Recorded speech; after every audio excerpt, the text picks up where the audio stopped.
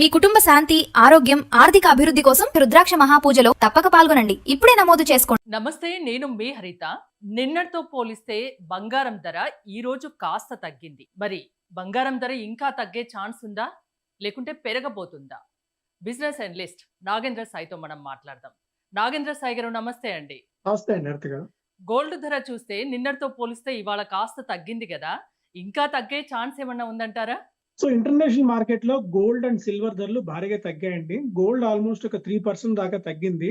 Silver almost ఒక 10% దాకా crack అవ్వడం మనం చూస్తున్నాం. అంటే దాదాపుగా 3 వారాల కనిష్ట స్థాయికి గోల్డ్ అండ్ సిల్వర్ ధరలు 2 వచ్చాయి. ఎందుకు అంటే ఇప్పుడు యాక్చువల్‌గా మనకి ఎంసీఎక్స్ మార్కెట్ ఇవాళ లేదండి. అంటే నిన్న నైట్ క్లోజ్ అయింది. మళ్ళీ మనకు మండే స్టార్ట్ అవుతుంది. సో మండే మనకు ఫ్రెష్ ధరలు అంటే ట్రేడింగ్ ధరలు వస్తాయి. నిన్నటితో పోలిస్తే ఇవాళ మాత్రం ఒక మంచి ప్రైస్ కరెక్షన్ అటు గోల్డ్ అండ్ సిల్వర్ లో రావడం చూస్తున్నాం. దీనికి ప్రధానమైన కారణం ఏంటి అంటే యుఎస్ ఆర్థిక పరిస్థితి కొద్దిగా నానాటికి క్షీణిస్తుంది. యుఎస్ లో ఇన్ఫ్లేషన్ భారీగా పెరిగింది. యుఎస్ లో ఇన్ఫ్లేషన్ పెరగడం వల్ల అక్కడ మళ్ళీ వడ్డీ రేట్లు పెరిగే అవకాశాలు ఉన్నాయన్న ఒక భయం ఉంది. అంటే ఇంతకాలం ఏంటంటే వడ్డీ రేట్లు దాదాపుగా అక్కడ యుఎస్ 10 ఇయర్ బాండ్ yields 5% దాకా చేరాయి.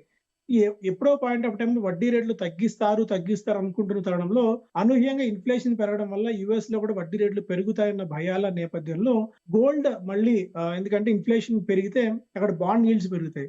అంటే ఇప్పుడు ఎవరన్నా బాండ్ లో ఇన్వెస్ట్ చేస్తే 5% దాకా రిటర్న్ మనకు వచ్చేస్తుంది.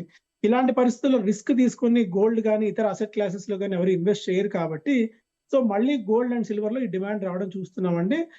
ఈ వీక్నెస్ రావడం చూస్తున్నాం. మేబీ మరికొద్ది కాలం పాటు యుఎస్ అండ్ ఇరాన్ ఇష్యూ కొనసాగితే గోల్డ్ అండ్ సిల్వర్ ధరలో ఇంకొద్దిగా కరెక్షన్, ఇంకొద్దిగా వీక్నెస్ వచ్చే ఛాన్సెస్ ఉన్నాయండి. ఒకవేళ తగ్గితే ఎంత తగ్గొచ్చు, పెరిగితే ఎంత పెరగొచ్చు అండి? సో ఎంత ఇక్కడ వరకు నుంచి పెరగొచ్చు? కొందరు అంటున్నారు 2 lakhs వరకు పెరగొచ్చని. అది నిజం అవుతుందా? సో దీన్ని మనం రెండు యాంగిల్స్ లో చూడాలండి. ఒకటేమో ఇప్పుడు మనం గోల్డ్ ధర ఇంటర్నేషనల్ గా డిసైడ్ అయ్యేది మనకు డాలర్స్ లో డిసైడ్ అవుతుంది. ఇంటర్నేషనల్ మార్కెట్ లో ఏంటంటే దాదాపు $4,500 దగ్గర ఔన్స్ బంగారం ఉంది. అయితే మన వరకు విషయానికి వచ్చేసినట్టయితే ఏంటంటే ఇక్కడ రూపీ క్రమంగా వీక్ అవుతుంది. అంటే రూపీ ఎంత వీక్ అవుతే గోల్డ్ ధర అంత పెరుగుతుంది. అంటే ఇప్పటికిప్పుడు గోల్డ్ ధర ఇంటర్నేషనల్ మార్కెట్ లో అదే స్థాయిలో ఉన్నా ఒకవేళ రూపీ 96 రూపీస్ నుంచి 100 రూపీస్ కి కనుక వెళ్ళినట్టయితే డాలర్ టర్మ్స్ లో గోల్డ్ ఆటోమేటిక్ గా పెరుగుతుంది. దీనికి తోడు అక్కడ మనం ఇంపోర్ట్ డ్యూటీ కూడా 6-15% దిగుమతి సుంకాన్ని పెంచాం.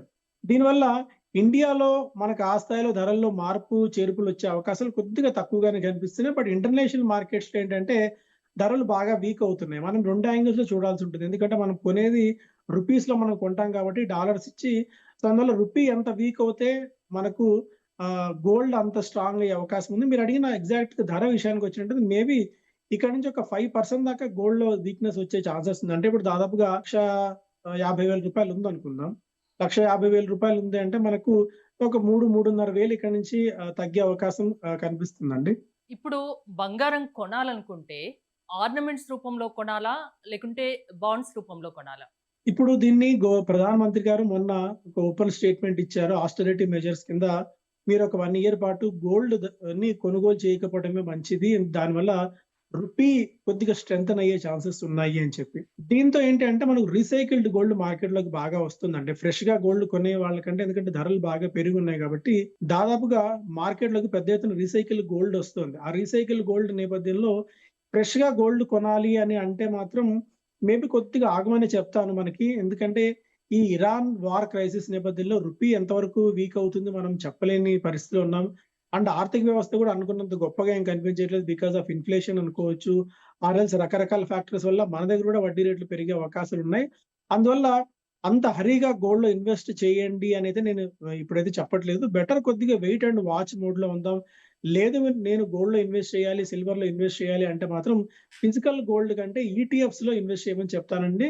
డిజిటల్ గోల్డ్ లో కానీ ఈటీఎఫ్స్ లో కానీ ఇన్వెస్ట్ చేసుకున్నట్టయితే ఒకవేళ రేపు పొద్దున ఏదైనా చేంజెస్ వచ్చినా కూడా మీరు ఇమీడియట్ గా అమ్ముకొని బయటపడేందుకు స్కోప్ ఉంటుంది. అప్పుడు ఈ తరుగు కానీ, కూలీ కానీ ఇలాంటి వేస్టేజ్ అంటే వాల్యూ అడిషన్ మీరు ప్రత్యేకంగా చెల్లించాల్సిన పని ఉండదు. సో అందువల్ల ఇన్వెస్ట్మెంట్ గా లేకుంటే పర్సనల్ కన్సంప్షన్ 2 ఆలోచించుకొని వాళ్ళ పర్సనల్ కన్సంప్షన్ అయితే గోల్డ్ కొనక తప్పని పరిస్థితి.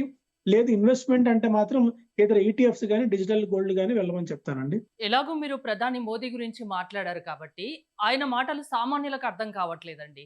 ఎందుకు అలా మాట్లాడారు? దాని వెనక ఉన్న అంతరార్థం ఏంటి అనేది చాలా మందికి అర్థం కావట్లేదు. మీరేమైనా ఎక్స్‌ప్లెయిన్ చేయగలరా? సో సింపుల్ అండి. ఇప్పుడు మనకు మనం దిగుమతి అంటే మన దగ్గర గోల్డ్ అసలు లేదు.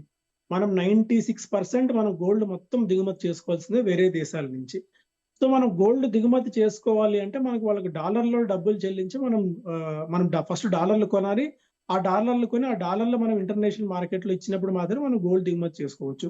దీనివల్ల ఏమవుతుందంటే డాలర్స్‌కి అనూహ్యంగా డిమాండ్ పెరుగుతుంది. డాలర్‌కి డిమాండ్ పెరగడం వల్ల రూపీ క్రమంగా వీక్ అయిపోవడం మనం చూస్తున్నాం. సో మోడీ గారు చెప్పిందేంటంటే ఒకవేళ మన దగ్గర ఉన్న ఫారెక్స్‌ని మనం సేవ్ చేసుకోగలిగితే అంటే మన రిజర్వ్ బ్యాంక్ ఆఫ్ ఇండియా దగ్గర దాదాపుగా $750 బిలియన్ అమెరికన్ అంటే యూఎస్ ఫారెక్స్ నిల్వలున్నాయి. అంటే ఫారెక్స్ రిజర్వ్స్ ఉన్నాయి. సో మనం గోల్డ్ కొనాలన్నా ఆరెల్స్ ఇతర దేశాల నుంచి ఏం దిగుమతి చేసుకోవాలన్నా కూడా మన దగ్గర ఉన్న ఫారెక్స్ నిల్వలన్నిటిని అంటే మన దగ్గర ఉన్న డాలర్స్ అన్నీ అమ్మేసి అవి దిగుమతి చేసుకోవాల్సి ఉంటుంది. అందువల్ల ఏంటంటే ఒకవేళ ఒక సంవత్సరం పాటు మనం ఫారిన్ టూర్స్ వద్దనుకున్నా, ఒక సంవత్సరం పాటు మనం గోల్డ్ కొనుగోలు ఆపేసినా ఆరెల్స్ ఇతర దేశాల నుంచి దిగుమతులు తగ్గించుకుంటే మన దగ్గర ఉన్న డాలర్స్‌ని మన దగ్గర ఉన్న ఫారెక్స్ నిల్వల్ని అలాగే ఉంటాయి. సో దీనివల్ల రూపీ కొద్దిగా ఇక్కడి నుంచి రికవర్ అయ్యే ఛాన్సెస్ ఉన్నాయి. రూపీ కొద్దిగా నిలబడుతుంది అనేది ప్రధానమంత్రి గారి ఆలోచన అండి.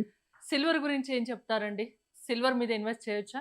సిల్వర్ ఖచ్చితంగా అండి. నేను చాలా కాలం నుంచి సిల్వర్ మీద చాలా బులిష్‌గా ఉన్నానండి. సిల్వర్ ఎందుకంటే గోల్డ్ ఏంటంటే ఒక హెడ్జింగ్ మెకానిజం కింద మాత్రం ఉపయోగపడుతుంది. సిల్వర్ ఏంటంటే ఇండస్ట్రియల్ అవసరాల కోసం సిల్వర్‌ని బాగా వినియోగిస్తున్నారు. ఒకటి మనకి ఎలక్ట్రిక్ వెహికల్స్ విషయంలో ఎలక్ట్రిక్ వెహికల్స్ బ్యాటరీ మ్యానుఫ్యాక్చరింగ్‌లో సిల్వర్ అవసరం ఉంటుంది. అండ్ సోలార్ ప్యానెల్స్‌లో ఒక సోలార్ ప్యానెల్‌కి ఒక సోలార్ ప్యానెల్‌కి స్టికింగ్ చేసే మధ్యలో గమ్‌లో సోలార్ వినియోగం మనకి సిల్వర్ వినియోగం బాగా పెరుగుతుంది. రాబోయే రోజుల్లో సిల్వర్ వినియోగం మరింతగా అయితే పెరగబోతుంది. అందువల్ల మీరు ఒకవేళ గనక అంటే ఇక్కడి నుంచి ఒక 5-10% దాకా అంటే ఇప్పుడు దాదాపుగా 200 లక్షల దాకా ఉందనుకోండి సిల్వర్ మార్కెట్‌లో.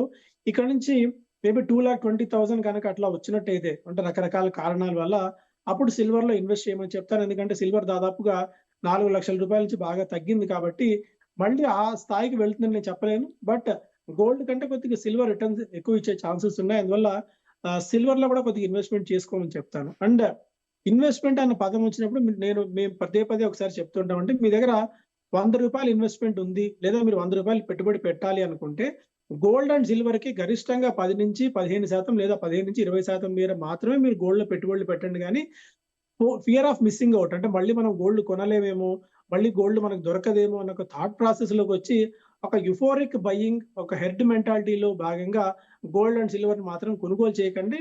మీరు ₹100 అవసరం పెట్టుబడి ఉంటేనే పెట్టాలి. గోల్డ్ కొనుగోలు చేయాలా అండి? ఏదైనా చిన్న చిన్న ఎగ్జాక్ట్‌లీ. శుభకార్యాలు ఉంటే ఖచ్చితంగా ఎంతో కొంత గోల్డ్ కొనుక్కుంటాం. అలా కొనుక్కుంటే పర్లేదు. అంతేనా? ఎగ్జాక్ట్‌లీ అండి. ఇంకోటి ఎగ్జాక్ట్‌లీ అండి. నా దగ్గర ఒక 5-10 లక్షలు ఉన్నాయనుకోండి. ఇప్పుడు ఆ డబ్బుని నేను దేంట్లో ఇన్వెస్ట్ చేస్తే నాకు రెట్టింపు వచ్చే ఛాన్స్ ఉంటుంది? మీరు బిజినెస్ అనలిస్ట్‌గా చెప్పండి. సో రెట్టింపు అన్న థాట్ ఇప్పుడు పనికిరాదండి. రెట్టింపు అంటే మనకి 24% ఇయర్‌లీ మనకు రిటర్న్ వర్కౌట్ అవుతేనే మనం పెట్టిన డబ్బులు 3 ఏళ్లలో రెట్టింపు అవుతాయి. అంటే 24% రిటర్న్ వస్తాయండి. రూల్ ఆఫ్ 72 ప్రకారం. ఇప్పుడున్న మార్కెట్ కండిషన్స్‌లో ప్రపంచవ్యాప్తంగా ఎక్కడా కూడా ఎందులో ఏ అసెట్ క్లాస్‌లో పెట్టినా కూడా అంత డబ్బులు వచ్చే ఛాన్సెస్ లేవు. ఇప్పుడు మన దగ్గర చూస్తే ఒక 7-8% రిటర్న్స్ మనకు బ్యాంక్స్ ఫిక్స్డ్ డిపాజిట్స్ ఇస్తున్నాయి. లేదా కార్పొరేట్ బాండ్స్ దాదాపు 8-9% దాకా రిటర్న్స్ ఇస్తున్నాయి. అన్నిటికంటే మెయిన్ ఏంటంటే మన దగ్గర ఇన్ఫ్లేషన్ బాగా పెరుగుతోందండి.